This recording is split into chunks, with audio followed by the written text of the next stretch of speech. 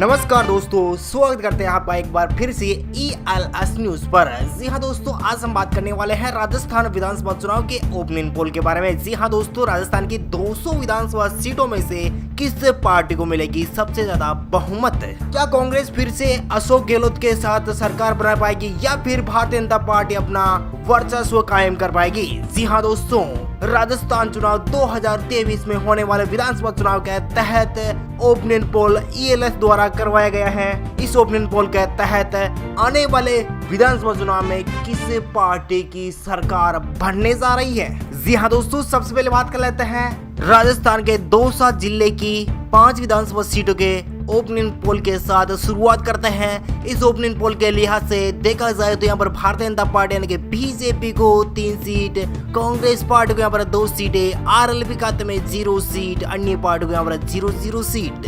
धौलपुर की 4 विधानसभा सीटों के ओपनिंग पोल के लिहाज से बात की जाए तो जनता की राय के अनुसार देखा जाए तो यहाँ पर भारतीय जनता पार्टी यानी कि बीजेपी को 2 सीटें, वहीं कांग्रेस पार्टी यानी कि अशोक गहलोत की कांग्रेस पार्टी को यहाँ पर 2 सीट मिल सकती है। वहीं दोस्तों बात कर लेते हैं डूंगरपुर की। डूंगरपुर में 4 विधानसभा सीट है, 4 में से यहाँ पर भी भारतीय जनता पार्टी यानी कि बीजेपी यानी कि भाजपा को 2 सीटें, कांग्रेस पार्टी को भी 2 सीट मिल सकती है। और दोस्तों यहाँ पर राजस्थान की 200 विधानसभा सीटों में से 24 विधानसभा सीट का ओपनिंग पोल आपको दिखाया जा रहा है। तो यहाँ पर 13 विधानसभा सीटों के साथ भारतीय जनता पार्टी पहले नंबर पर आ रही है, तो वहीं कांग्रेस पार्टी के हाथ लग सकती है 9 सीटें और RLP के नेता हनुमान बेनीवाल को 1 सीट मिल सकती है, अन्य खाते में भी 1 सीट जा सकती है। दोस्तों बात लेते हैं गंगानगर की 6 विधानसभा सीट है, 6 में से 3 पर बीजेपी, 2 पर कांग्रेस पार्टी, 1 पर अन्य पार्टियां पर काबिज हो सकती है। हनुमानगढ़ की 5 विधानसभा सीटें हैं, 5 में से 3 पर बीजेपी, तो वहीं कांग्रेस पार्टी को हाथ लग सकती है 2 सीट और अन्य पार्टी और RLP को यहाँ पर 0 सीट।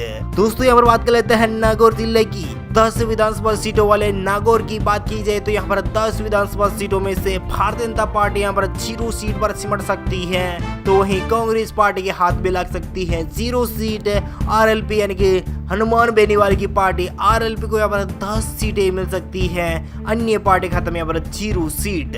दोस्तों बात कर लेता है भीलवाड़ा जिले की 7 विधानसभा सीट है, 7 में से 3 पर कांग्रेस पार्टी, तो 4 विधानसभा सीटों के साथ भारतीय जनता पार्टी यहाँ पर वर्चस्व जमा सकती है।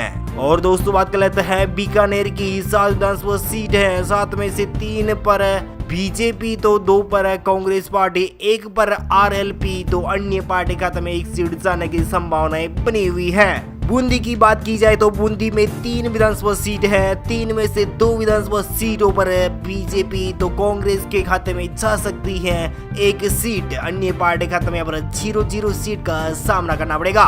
और दोस्तों बात कर लेते हैं चित्तौड़गढ़ दुर्ग की। जी हाँ दोस्तों, चित्तौड़गढ़ की बात की जाए तो यहाँ पर 5 विधानसभा सीटें हैं और यहाँ पर 5 में से 4 विधानसभा सीटों के साथ भारतीय जनता पार्टी अपना पकड़ मजबूत करने में कामयाब रह सकती है, यानी कि चित्तौड़गढ़ की 5 में से 4 विधानसभा सीटों के साथ इस ओपनिंग पोल और चित्तौड़ की जनता की राय के अनुसार देखा जाए तो भारतीय जनता पार्टी यहाँ पर 4 विधानसभा सीटों के साथ वर्चस्व निभा सकती है, 1 सीट कांग्रेस के हाथ लगने में कामयाबी ला सकती है। तो वहीं बात की जाए चुरू जिले की। जी हाँ दोस्तों, चुरू में 6 विधानसभा सीट है और यहाँ पर 6 में से 4 विधानसभा सीटों के साथ भारतीय जनता पार्टी यहाँ पर मजबूती दिखा रही है, तो वहीं कांग्रेस के हाथ लग सकती है 1 सीट, तो वहीं RLP जैसी पार्टी को यहाँ पर 1 सीट मिल सकती है,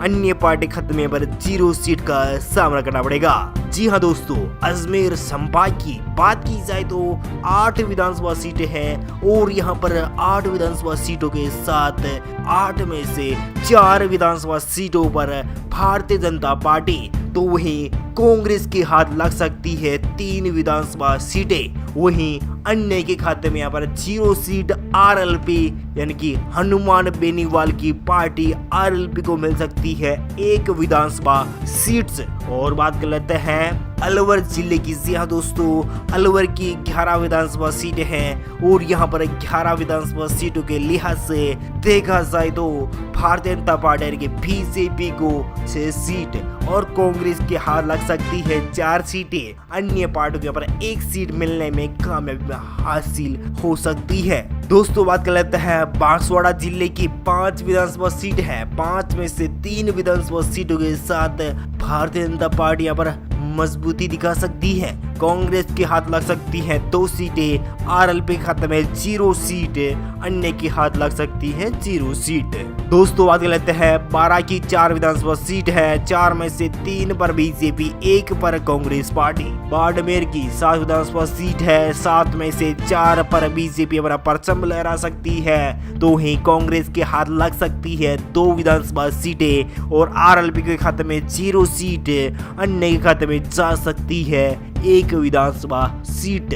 और दोस्तों बात कर लेते हैं भरतपुर की 7 विधानसभा सीटों के ओपिनियन पोल के बारे में। भरतपुर की जनता की राय के अनुसार देखा जाए तो यहाँ पर 4 विधानसभा सीट पर भरतपुर में ला सकती है भारतीय जनता पार्टी, तो वहीं कांग्रेस के हाथ लग सकती है 3 सीटें। जी हाँ दोस्तों, रेगिस्तान जिले जैसलमेर की 2 विधानसभा सीटों वाले इस जिले की बात की जाए तो यहाँ पर भारतीय जनता पार्टी और कांग्रेस को दे सकती है 1-1 सीट। मरुधरा में 1 बीजेपी खाते में तो 1 सीट कांग्रेस पार्टी के खाते में जा सकती है। और दोस्तों बात कर ली जाए जालोर जिले की 5 विधानसभा सीट है और यहाँ पर 5 में से 2 विधानसभा सीटों पर बीजेपी काबिज हो सकती है, तो वहीं कांग्रेस के हाथ लग सकती है 3 विधानसभा सीटें, तो वहीं RLP और अन्य पार्टियों पर 0-0 सीट। झालावाड़ की बात की जाए तो झालावाड़ में 4 विधानसभा सीट है और यहाँ पर 4 में से 2 विधानसभा सीटों पर यहाँ की जनता की राय यानी कि झालावाड़ की जनता की राय के अनुसार देखा जाए तो 2 सीटों पर बीजेपी, तो वही 2 सीटों पर कांग्रेस पार्टी यहाँ पर कब्जा जमा सकती है, तो वहीं RLP और अन्य पार्टियों पर 0-0 सीट। और दोस्तों बात कर ली जाए झुंझुन की। झुंझुन में 7 विधानसभा सीटें हैं और यहाँ पर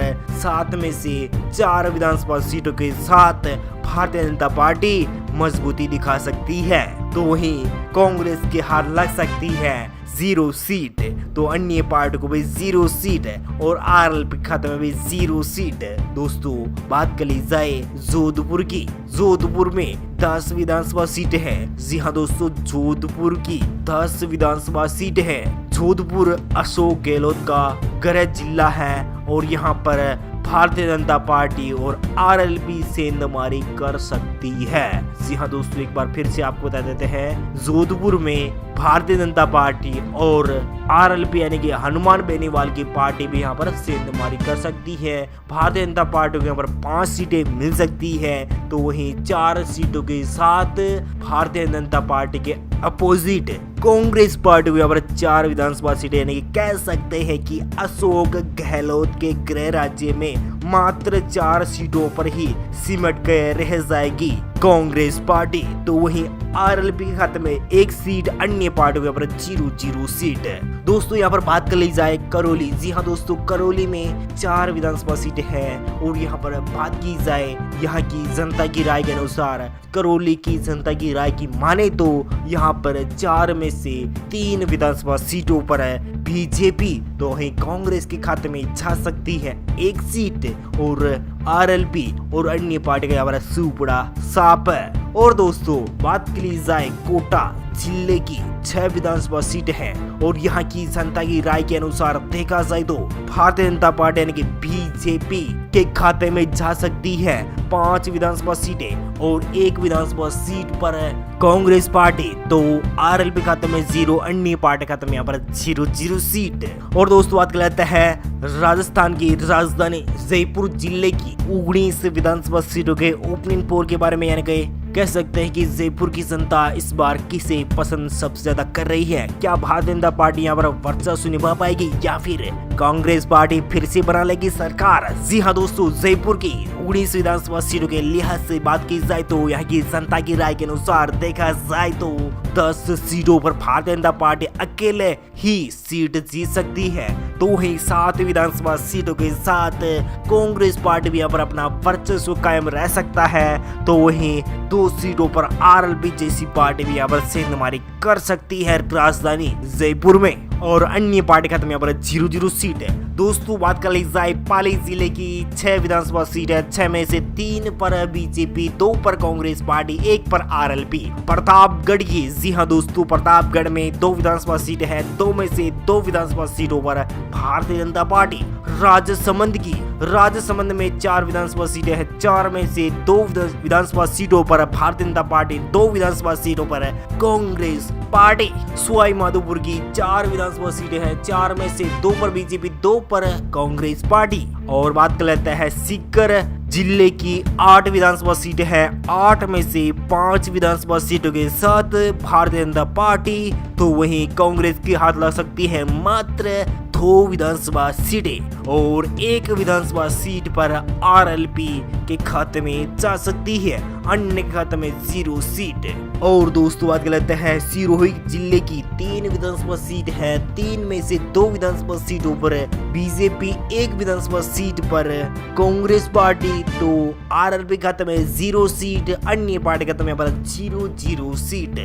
टोंक जिले की, टोंक में 4 विधानसभा सीट है, 4 में से 2 विधानसभा सीटों पर बीजेपी, 1 विधानसभा सीट पर कांग्रेस पार्टी, तो अन्य पार्टियों पर 1 विधानसभा सीट जा सकती है। जी हाँ दोस्तों, सबसे आखिरी में बात कर लेते हैं राजस्थान के उदयपुर जिले की 8 विधानसभा सीट है, 8 में से 4 पर बीजेपी, 2 पर कांग्रेस पार्टी, 1 पर आरएलपी, 1 पर अन्य पार्टी यहाँ पर काबिज हो सकती है। दोस्तों यहाँ पर राजस्थान में 2023 के विधानसभा चुनाव के लिहाज से देखा जाए तो भारतीय जनता पार्टी यहाँ पर 108 सीटों के साथ बहुमत प्राप्त कर सकती है, 67 सीटों के साथ कांग्रेस यहाँ पर सिमट सकती है, 19 सीटों के साथ आरएलपी पार्टी यहाँ पर बढ़त बना सकती है, 6 सीटों पर अन्य पार्टी को यहाँ पर जीत हासिल हो सकती है। दोस्तों आपको क्या लगता है 2023 के चुनाव में किस पार्टी की मिलेगी सबसे ज्यादा सीटें? कौन सी पार्टी मारेगी बाजी? क्या भाजपा यहाँ पर सेंधमारी करने में कामयाब होगी या फिर अशोक गहलोत के साथ